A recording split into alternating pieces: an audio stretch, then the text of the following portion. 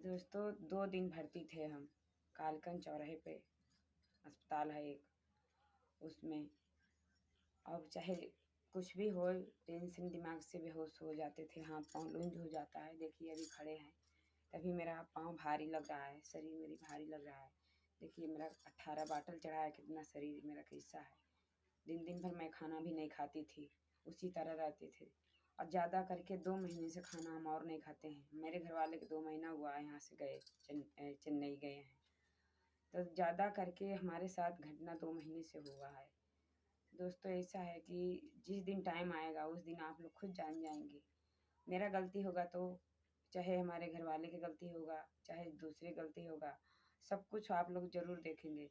जो मेरा बात मान गया अगला तो सही है, नहीं माना तो इतना निश्चित है दोस्तों कि ज़्यादा से ज़्यादा हम अपना वीडियो डालेंगे, शेयर करेंगे।